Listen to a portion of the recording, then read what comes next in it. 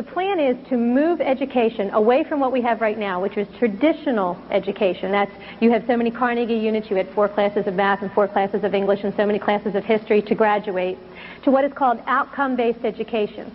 What is the difference between what we had before and what the new regulations are? Before, with the EQA, the state had control down to the district level and could control curriculum planning, which was aimed at targeted subgroups of children. But we had children who did not conform. Outcome-based education does not say the school will teach.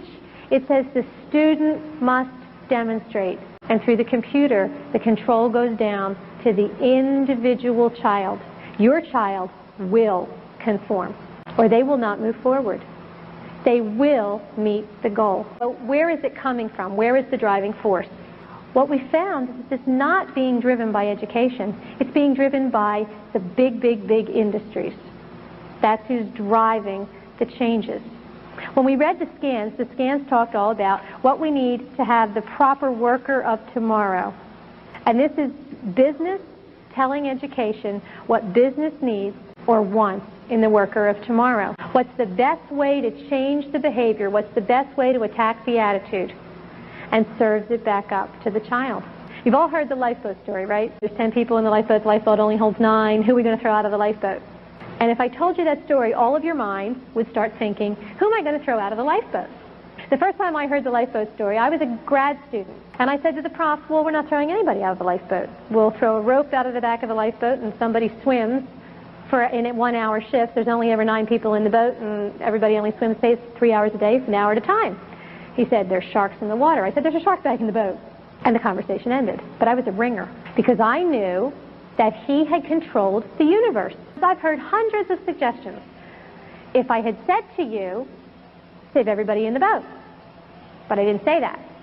I said, who are you going to throw out of the lifeboat? And so your mind went right over here.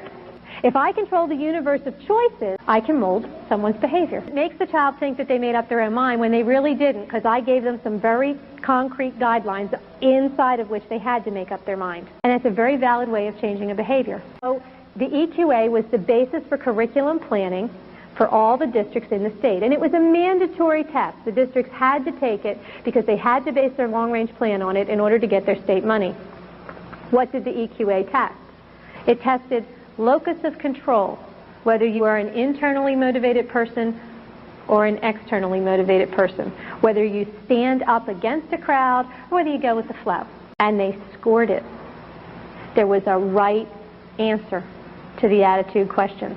The right answer was go with the flow. How do I vary reward and punishment to make you do what I want you to do? Sample question. There was an organization called the Midnight Marauders. They went out at midnight and spray painted all over everybody's walls. I would join the group if A, my best friend were a member of the group. Child could say yes, no, or maybe. The correct answer was yes. I would join the group if all the popular kids were members of the group. Yes, no, or maybe. The correct answer was yes. I would join the group if my parents would ground me if they found out. The correct answer was no. You are supposed to avoid punishment, but you are supposed to honor commitments to friends and go with the group. The goal was collectivism. After 200 years of folly and